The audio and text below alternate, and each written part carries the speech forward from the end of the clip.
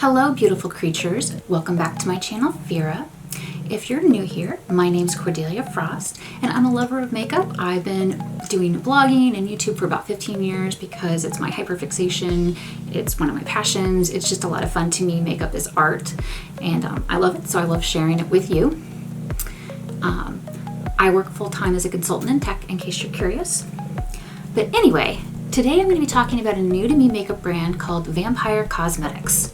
Vampyre Cosmetics is a woman-owned, disabled-owned, neurodivergent-owned, LGBTQIA+ owned indie makeup brand, and they also manufacture makeup for other indie brands and celebrities. They are dedicated to transparency in everything that they do, so all of their products are cruelty-free, vegan, and they are 100% talc-free as well.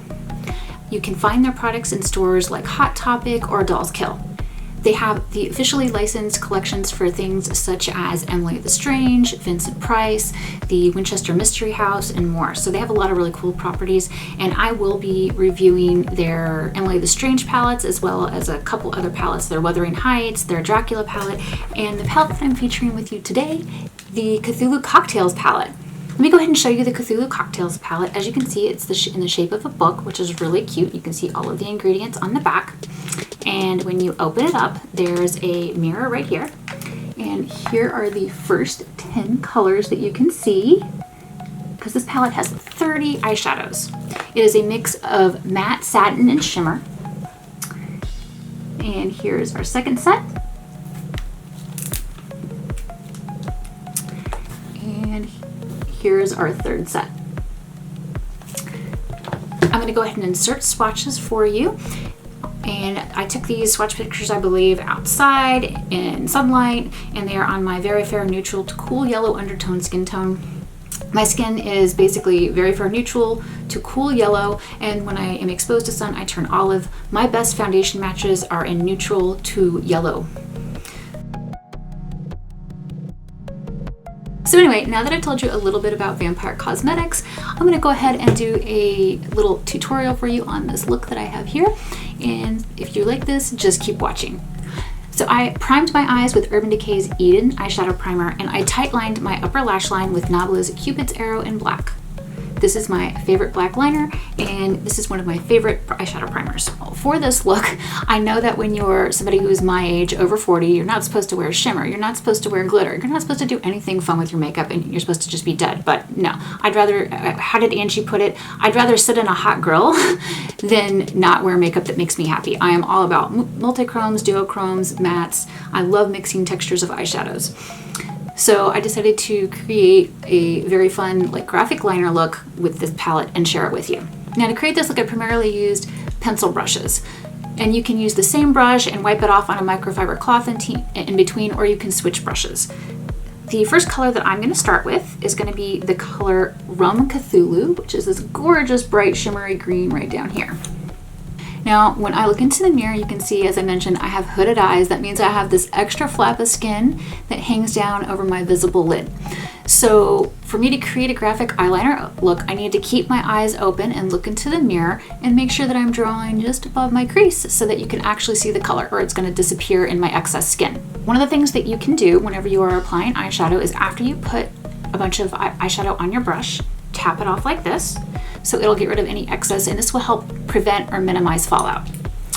Now, what I'm going to do is take this color right here at the, let me move more into the frame for you so you can see it. And I'm going to put it right here at my inner crease and start to create the graphic liner shape by going up towards my brow. If you don't like how you have the color lined up, or if you feel like it is too big, don't worry about it. You can fix it with concealer or eyeshadow primer afterwards. That's what I do.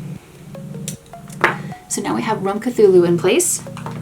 The next color I'm going to reach for is called Green Fairy, and it's like this really pretty sort of bright shimmery aqua teal shade. I think it's absolutely stunning.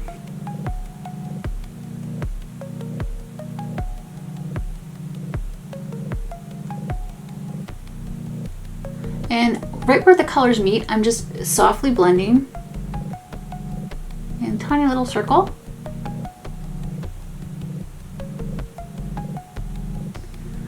And I took this basically past where the outer pupil of my eye is. And the last color that I'm going to use to create this graphic liner look is this color called Enchantress. It's a very vivid blue. I think it's gorgeous.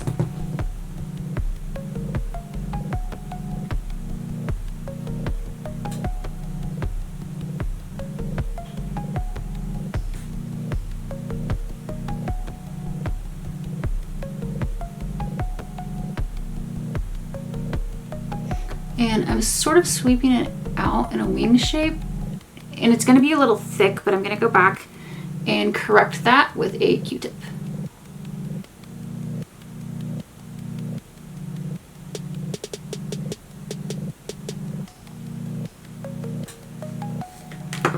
But before I do that, I'm going to take the brush that I used to apply Green Fairy and just blend in little circles right where Enchantress and Green Fairy meet.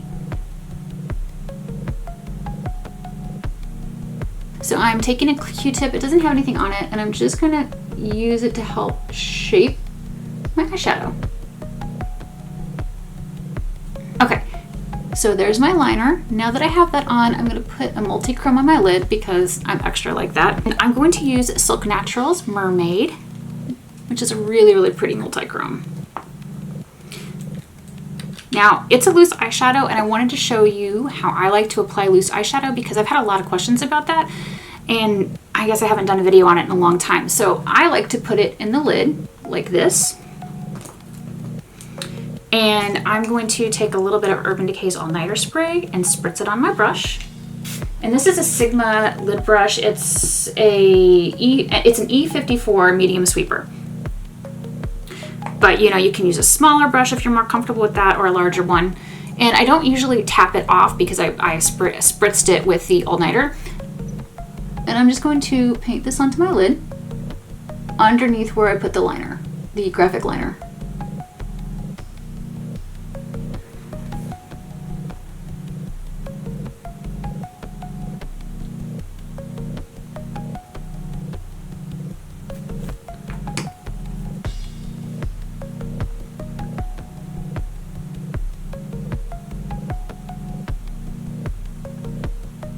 Oh, and I brought it a little bit too far out, so I'm just going to use this little Q-tip, not anything on it, and just kind of smoosh it back towards like the end part of my eyeball.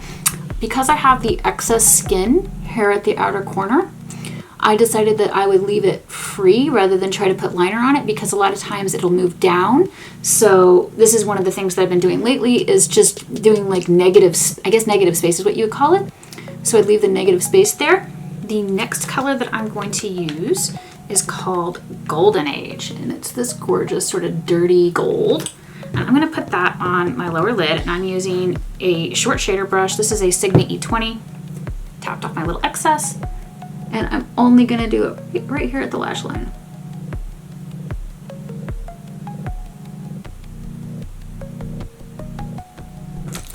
Now for my waterline, I'm going to apply Danessa Myricks Opal Pencil, and it's a multi-chrome.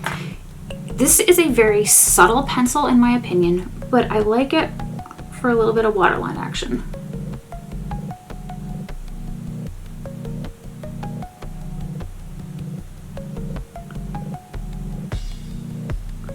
I think it's a fun color. Now I'm going to use my Thrive Cosmetics mascara. You can see my ridiculously silly mascara technique because I am not great at mascara. I currently have a lash lift, which I love. I wish I could afford to do it all the time, but I can't.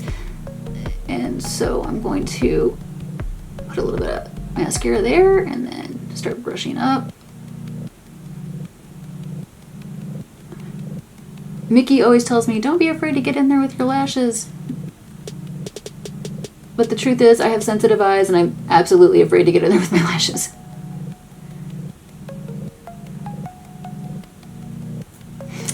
And obviously, if you don't like using mascara, you can use false lashes. My favorite false lashes are the Velour Would I Lie lashes. I'm going to put some mascara on my lower lid, or lower lashes rather, which I don't do very often, but I think it looks nice with this look, since I did the negative space and everything.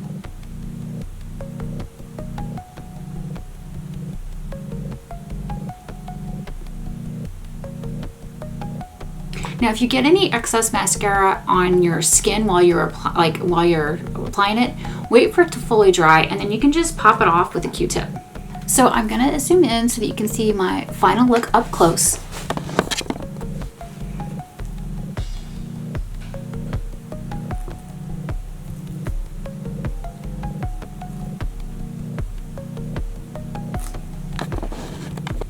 If you want to know what makeup I'm wearing on the rest of my face, I'm going to put a link in the description box down below so that you can visit the blog post, which will have everything that's on my face, and it will include pictures of the look and the swatches and everything else. So let me know, have you heard of Vampyre Cosmetics? Have you seen this Cthulhu Cocktails book? What do you think of it? What do you think of the swatches?